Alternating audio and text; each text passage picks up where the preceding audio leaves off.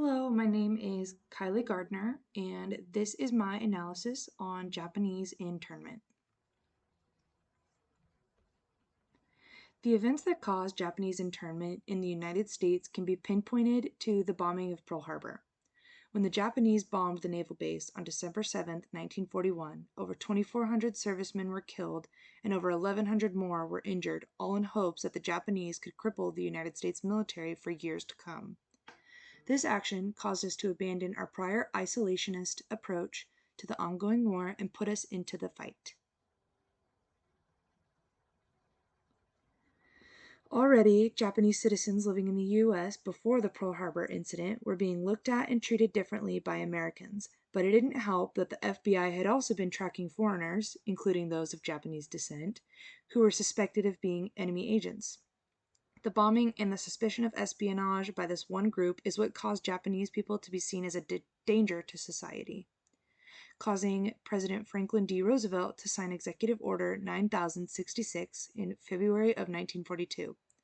From there, the military deemed that a vast majority of the West Coast needed to be used for military operations, and the executive order is what allowed military personnel to force Japanese people out of their homes. This bill authorized military commanders to exclude civilians from military areas, but did not specify which type of civilians, just that non-military members could be forced to move from the area. In March of 1942, under the authority of the executive order, Lieutenant General John DeWitt of the Western Defense Command issued a public proclamation that began the forced evacuation and detention of Japanese West Coast residents on a 48-hour notice.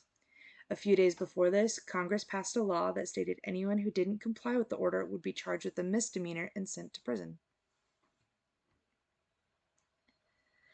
Because Japanese people were forced from their homes so abruptly, they often did not have time to make arrangements for their homes, farms, businesses, or personal belongings, and therefore lost them forever. From March to August of 1942, around 112,000 people were forced through assembly centers, which were often racetracks or fairgrounds beforehand, where they were assigned to more permanent relocation centers that would be their home until the end of World War II.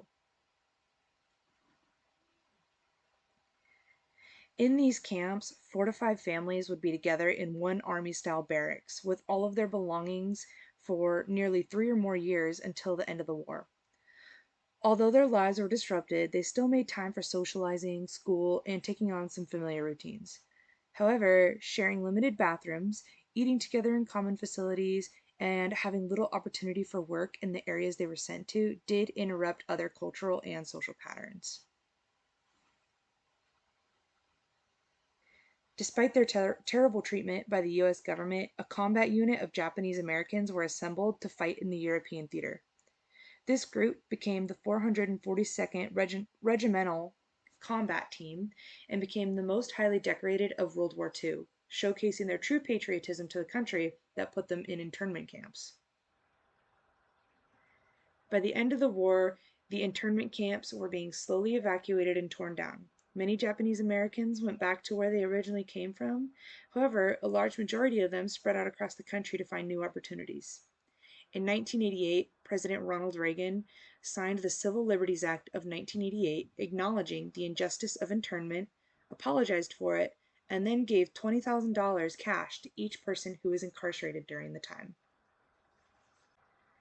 This concludes my analysis of Japanese internment. Thank you very much.